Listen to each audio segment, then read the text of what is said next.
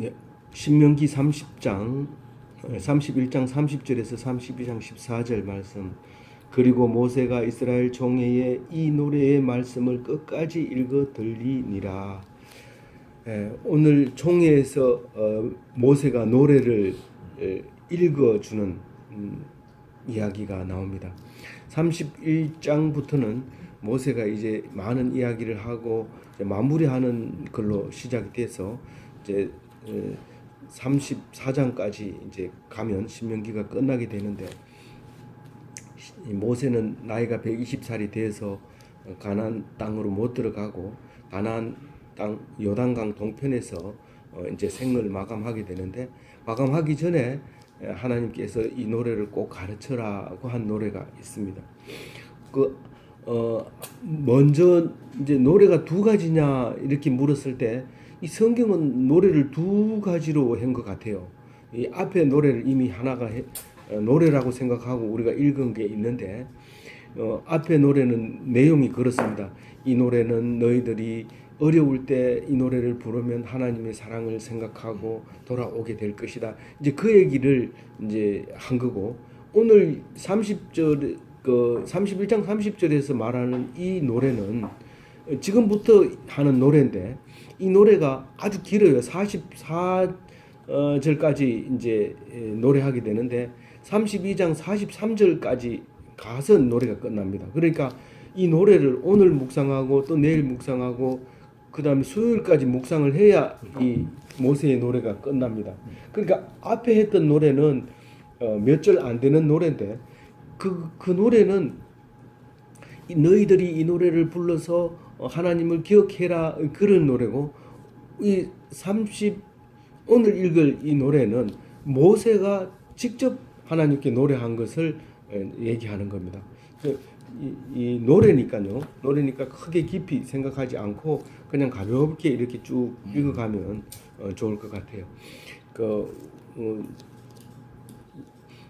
우선 첫 번째로 하늘이여 귀를 기울이라, 이렇게 말하면 모세가 하늘이여 귀를 기울이라 이러면 하늘이 모세의 부하인가 이렇게 생각할지도 모르지만, 우리는 매 주일마다 목사가 축도할 때 명령어로 말하는 것을 들을 수 있습니다. 우리가 하나님의 아들로서 하늘 모든 것을 명령할 수 있다는 겁니다. 그래서 성령을 이제 명령하는 어조로 축도를 하게 되는 것을 보면 우리가 얼마만큼 귀한 것인가라는 것을 알 수 있게 해줍니다. 그래서 오늘 32장 1절에서 3절 중간까지는 모세에게 주신 하나님의 율법을 이야기하고 있고요. 이제 그 뒤에 가면 이제 하나님의 위대함을 얘기하고 있고, 그 5절부터는 악한 이스라엘 백성에 대해서 이야기하고 있고, 그 다음에 6절 하반절부터는 참 좋으신 하나님에 대해서 노래하고 있는 것을 볼 수 있습니다. 물론 그 뒤에까지 끝까지 가보면 이제 여러 가지 노래가 나오는데, 오늘 읽을 수 있는 데까지만 읽도록 하겠습니다. 2절에는 내가 말하리라 이면 모세가 말을 하겠다는 겁니다. 왜냐하면 이제 하나님이 이 모세 입을 통해서 말을 하게 되는데, 여기서는 지금 모세가 내가 말을 하리다, 내가 입을 열어서 말을 하겠다, 그렇게 얘기를 하고 있습니다. 땅은 내 말을 들으라, 그렇게 얘기합니다. 하늘은 귀를 기울이고 땅은 내 말을 듣고, 이렇게 얘기합니다. 근데 그 내가 하는 그 교훈은 비처럼 내린다는 거예요. 비가 마른 땅에 비가 내리는 것처럼 이 비가 꼭 필요한 비고, 또 반가운 비고, 있어야 될 비고, 그런 비를 얘기하는 거고요. 또 내 말은 이슬처럼 맺힌다, 그렇게 얘기합니다. 이 이슬이 어떻게 맺히냐면, 연한 풀 위에 가늘게 센 비가 오면 연한 풀이 이제 막 뽑히기도 하고 덮이기도 하고 쓰러지기도 하지만, 아주 가는 비, 가랑비가 이렇게 와서 연한 풀 위에 이렇게 맺혀 있으면 이슬 방울처럼 동글동글 이렇게 맺히는데, 그렇게 잔잔하게 온다는 거예요. 내가 어느 나라 왕처럼 와가지고 너희들이 당장 오늘까지 벽돌 10장 찍지 않으면 죽이겠어. 뭐 이런 강력하게 오는 것이 아니라 말하는 둥 마는 둥 이렇게 와서 그게 명령이 되고 우리가 지켜야 될 것이 되고 그리고 교훈이 되고 그렇게 온다는 거죠. 채소 위에 담비 같도다.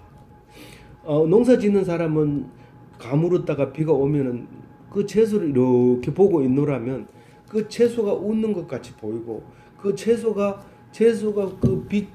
비를 맞으면서 흔들흔들 흔드는 것을 보면 마음이 편안해집니다. 그렇게 채소 위에 담비같이 내가 하는 말은 여러분들이 꼭 들어야 되고 참 귀한 말이다. 그런 얘기를 2절에 노래하고 있습니다. 3절에는 뭐라고 하냐면 내가 여호와의 이름을 전파합니다. 이 모든 것이 그 어떤 것들인지 하나님이 하지 않은 게 없다는 거예요. 그래서 하나님이 이렇게 하는 겁니다 라고 하나님의 말을 전파하기 위해서 그 노래를 한다는 거죠. 그리고 너희는 하나님께 위엄을 돌려라. 이제 다른 말로 얘기하면 위엄이란 것은 그 위대함을 얘기하는 겁니다. 그 이슬도 만들고 연한 풀도 만들고 채소도 만들고 담비도 내리고 그렇게 하는 것이 그 위대함인데 네가 이슬 방울을 만들 수 있어? 만든다는 게 기껏해야 물 한 바가지 퍼가지고 쏟을 수밖에 없지. 어떻게 이렇게 잔잔하게 이 연한 풀 위에 물방울이 생기게 만들 수 있느냐? 이제 이런 이야기죠. 그렇게 만들 수 있는 그 위대함은 하나님께만 있다는 거죠. 그래서 하나님께 돌려라 이 말은 광대함을 하나님에게 주셨음을 알지어다. 이렇게 들어줘도 돼요. 들으면 돼요. 이 광대한 하나님이 우리에게 주셨다 하는 것을 알아라. 그렇게 노래를 들을 수 있고요. 이제 4절에는 하나님은 반석이시요 완전하시다. 우리가 원시 시대에는 가장 중요한 것이 반석입니다. 이 큰 반석이 없이는 사람이 살아나기 어렵습니다. 물론 이제 그 아주 바위 틈에 자라는 사반이라는 동물도 있습니다. 이 사반은 위험하면 돌 틈에 들어가 버리는데 우리도 이 반석이 없이는 굉장히 살기 어려운데 햇빛이 내리쬐도 바위 밑에 폭풍이 내려와도 반석 위에 그 산이 무너져도 반석 밑에 있으면 안전합니다. 지진이 나서 흔들릴 때 더더욱 안전합니다. 그래서 이 반석이 중요한데 그 반석은 흔들리지 않고 견고하고 움직이지 않는 게 하나님인데 그게 반석이라고. 지금 이쪽 뒤에 시적인 용어로는 하나님을 반석이라고 불러요. 반석 그러면 하나님을 나타내요. 그리고 나중에 이제 예수님이 베드로 보고 니는 반석이다, 페트라다, 베드로다 그렇게 얘기를 합니다. 지금 이제 성지순례 가면 페트라라는 지역이 있는데 그는 온 땅이 전부 돌로 되어 있습니다. 이제 돌인데 돌이 좀 연하기 때문에 이제 홈을 파서 물길도 만들고 이제 그렇게 하는 페트라라는 빨간 흙이 있는 그곳에 가면 유적지들이 있는데 이제 그 반석이 완전한 반석이다. 그렇게 하나님을 정의하고 있고요. 그리고 뭐 발음은 비슷하지만 이 정의 하나님이시고 진실의 하나님이시고 거짓이 없으신 하나님이시다. 그렇게 노래합니다. 그리고 우리는 하나님이 어디 있느냐라고 물으면 말을 못해서 벙벙거리는 경우가 많이 있습니다. 하나님 어디 니 봤어? 이렇게 말하면 말도 못하고 얼굴만 빨개지면서 부끄러워하는 경우가 있는데 사실 우리 공학도나 이런 사람들은 말을 분명하게 해야 됩니다. 뭐냐면 이렇게 세상에는 진실한 사람이 없고 정의로운 사람이 없고 거짓을 말 안 하는 사람이 없고 완전한 사람이 없지만 분명히 있는데 그분이 하나님이시다. 그렇게 얘기를 해야 된다는 거죠. 4절 말씀은. 그래서 이분이 하나님이시고 공의로우신 분이고 바르시도다. 이 공의와 정의는 뭐가 다르냐? 정의는 우리가 봤을 때 누가 봤을 때 이건 옳다고 생각하는 건 정의입니다. 근데 우리가 봤을 때 옳지 않은 것이 있어요. 예를 들어서 억울한 재판을 하는 경우가 있어요. 그렇지만 하나님이 보실 때는 옳은 거예요. 우리가 봤을 때 옳지 않은 거죠. 그걸 공의라고 한다는 겁니다. 다시 말해서 공의 앞에서는 우리는 인정할 수 없고 이해할 수 없지만 우리가 복종해야 되는 것은 공의입니다. 그래서 하나님에게 있는 게 공의예요. 그리고 땅 위에서는 대부분 판사가 공의입니다. 대부분 판사가 내리는 판단은 반드시 그 판단의 절반은 불공평하다고 생각합니다. 대부분 판사가 내리는 판단은 그 소리를 듣는 절반은 불공평하다고 생각합니다. 그러나 그것이 옳다고 인정하는 사람에게만 그게 중요한 역할을 하는데 그게 공의로 여기는 사람에게만 복을 주시고 용서해 주시고 그렇지 그것을 아니라고 생각하면 그 사람은 영원히 살아날 길이 없습니다. 그것을 대부분이 결정한 것을 인정해야 된다는 겁니다. 만약에 인정하지 않으면 고통 속에 살다가 그대로 죽습니다. 근데 인정하면 그 죄에 대한 그 죄값을 복역을 다 치르고 나면 자유인이 되는 것이죠. 5절에는 이제 악한 이스라엘 백성에 대해서 그 뒤로 얘기하고 있는데 악한 자는 하나님의 자녀가 아니라 이렇게 얘기합니다. 그러면 하나님 아들이 됐다가 안 됐다가 막 그럽니까? 행동에 따라서 이 5절 말씀은 그렇습니다. 악한 행위를 하면 하나님의 자녀가 아니라는 겁니다. 여기서 얘기하는 건 야단치는 의미에서 하고 있는 거지만 사실은 하나님을 등지면 하나님이 죽여버립니다. 근데 여태까지 하나님 안 믿어가 죽은 사람 없잖아요. 그러니까 다시 정의를 내립니다. 하나님을 안 믿으면 벌써 하나님의 자녀가 아닙니다. 그러니까 그거는 하나님 자녀 입장에서 보면 죽은 거예요. 그러니까 하나님을 안 믿고 하나님 백성이 된 자는 하나도 없습니다. 하나님 안 믿고 하나님 백성이 된 자는 하나도 없습니다.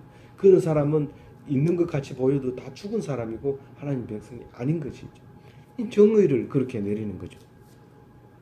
근데 공학도처럼 그렇게 일일이 정의를 내리는 것이 아니라 성경에서는 악행하는 자는 자녀가 아니다. 그렇게 얘기하면서 실제로는 하나님을 믿고 있지만 흠이 있고 삐뚤어져서 살고 있는 것이 현실이다 라고 얘기를 합니다. 5절에 하나님 내가 잘 못 믿었는데 잘 못하고 있는데 어떡합니까? 그래도 하나님은 다 알고 계시고 그것을 내가 너희들을 다 알고 있다. 그 얘기를 앞에서 여러 번 하고 있거든요. 어리석고 지혜 없는 백성이라고 얘기합니다. 6절에. 우리가 어떻게 지혜가 있어요? 만약 지혜 있으면 하나님 믿을 필요도 없고 내가 하나님 하면 되죠. 당연히 어리석고 지혜 없는 백성입니다. 그래서 하나님의 은혜를 받게 되는 거예요.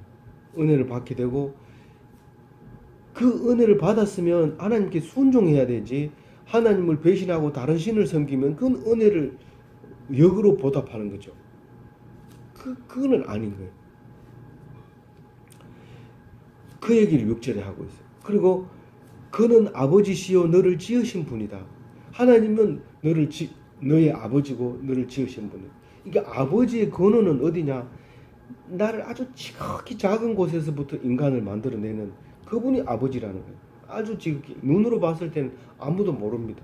우리 인간이 되기 위해서는 아버지 속에서 나온 씨로 그런데 맨눈으로 봐서는 그 씨가 있는지 없는지 몰라요. 적어도 500배의 돋보기로 현미경으로 봐야 그게 생명체고 그것이 나를 만들었다는 근원이라는 걸 알 수 있게 돼요. 그렇게 되어 있는 그것을 아버지라고 부르잖아요. 근데 그게 하나님이라는 거예요. 우리가 신앙적으로 하나님 아버지가 그렇게 만들었다. 너를 지으셨다. 그렇게 얘기를 합니다. 그러니까 나에게 좋은 분이 아버지 하나님이시죠. 나쁜 하나님으로 믿는다면 그건 벌써 하나님의 아들이로 믿는 게 아니라 다른 신을 잘못된 것을 믿고 있는 거죠. 다른 사람을 아주 못된 짓을 자기한테 하는 사람을 아버지라고 부르면 그 사람은 지금 뭘 잘못 알고 있거나 그 사람이 확실히 아버지가 아닐 가능성이 높은데 아버지라고 부르고 있는 것이죠. 그가 너를 만드시고 너를 세우셨다. 이제 여기 보면 말이 잘 안 되는 게 있어요. 너를 세웠다는 게 뭔 뜻인가 도대체?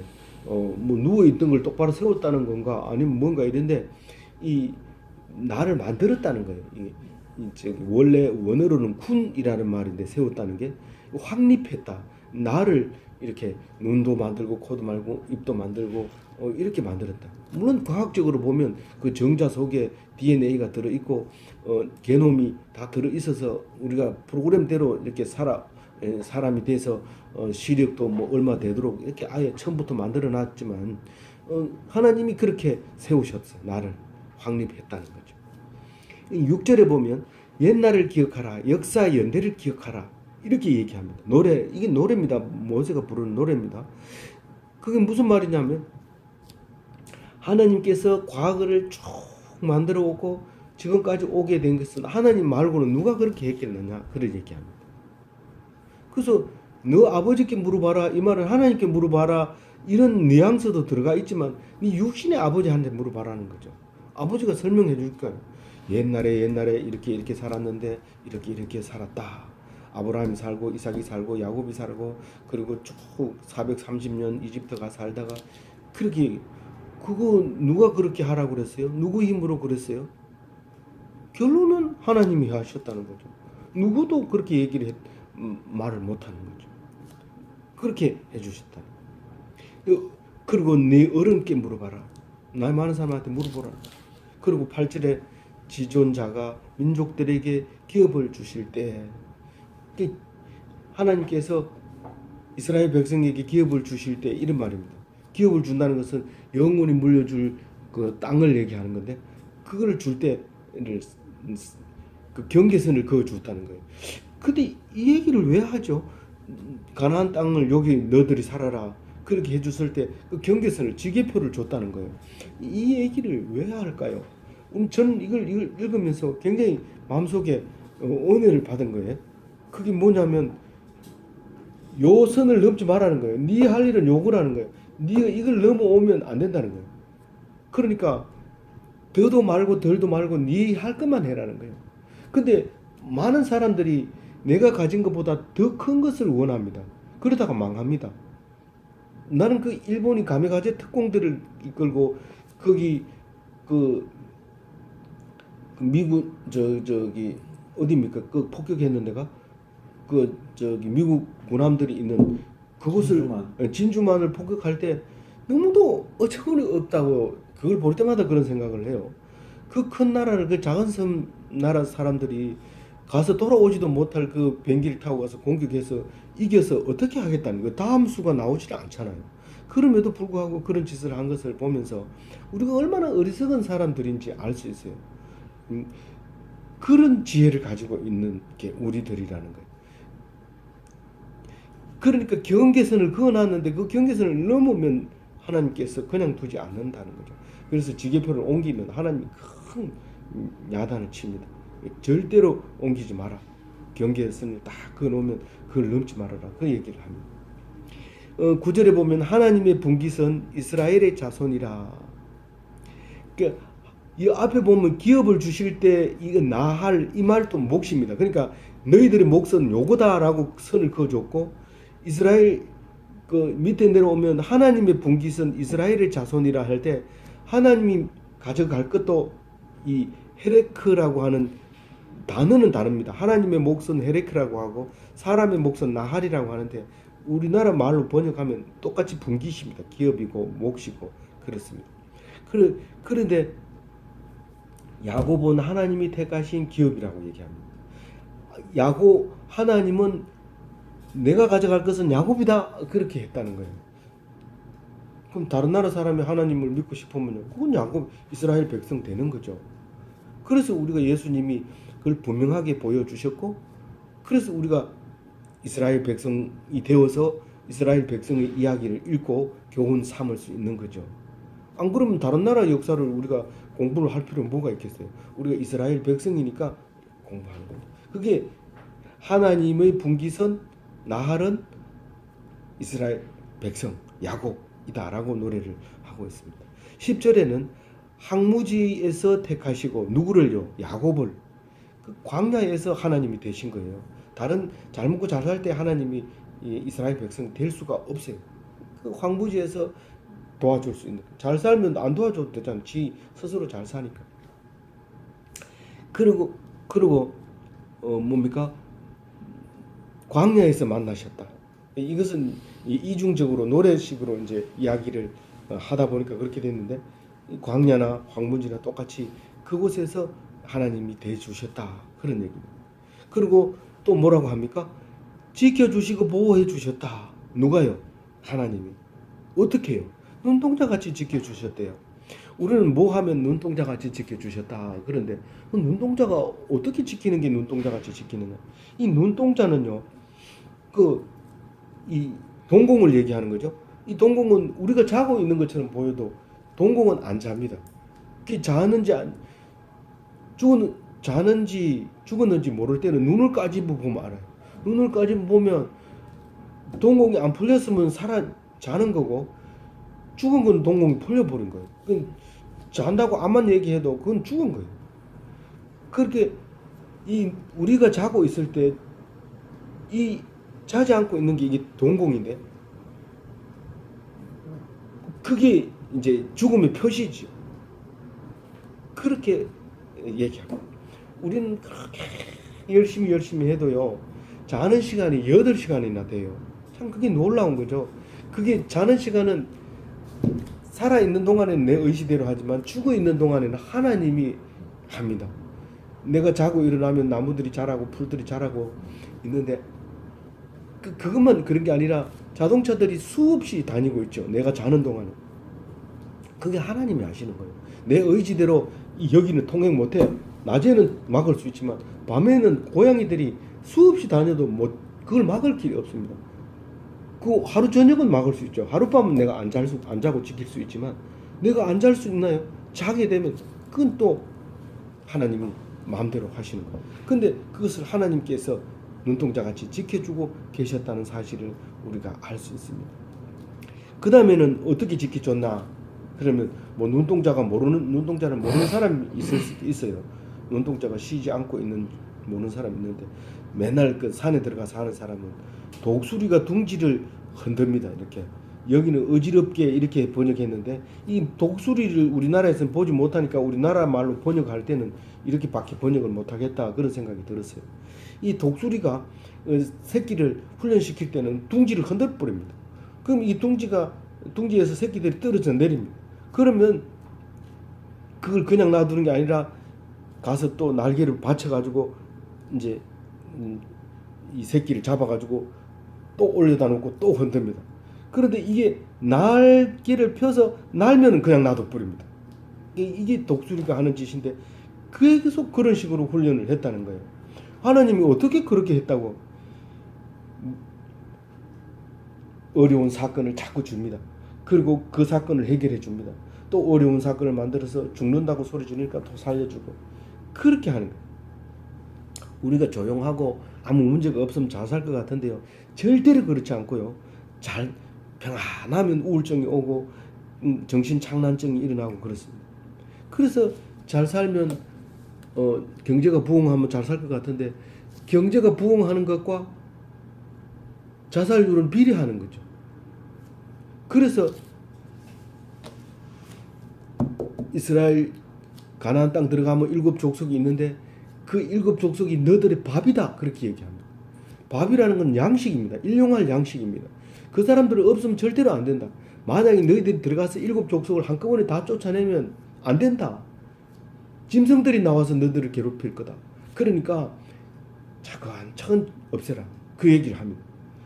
그래서 그것을 밥으로 삼아서, 우리가 힘들고 어려운 일이 있으면 죽을 것 같지만 그 일이 없으면 네가 제대로 서지 못한다. 우리가 학교 교수로서 학생들을 상담해보면 알잖아요. 아버지 어머니가 훌륭하고 아무 문제 없으면 아이가 멍청해집니다. 아버지 뭐하냐? 몰라요. 회사 어디 다니냐? 몰라요. 그렇게 되지. 하지만 아버지 이혼하고 혼자 살고 이런 애들은 눈동자가 빠릿빠릿합니다. 아버지 뭐 하시나? 안 계십니다. 정확하게 얘기합니다. 우리가 힘들고 어려우면 나쁠 것 같지만 하나님은 그 나쁜 것을 통해서 내가 있음을 알려주고 내가 옆에서 도와주고 있다는 것을 가르쳐주는 그런 것인데, 그게 바로 독수리가 둥지를 흔들어서 떨어뜨리고 또 새끼를 받아서 훈련시키고 보호하는 것처럼 12절에 홀로이신 여호와만 그를 인도하셨도다. 함께한 다른 신이 없었도다.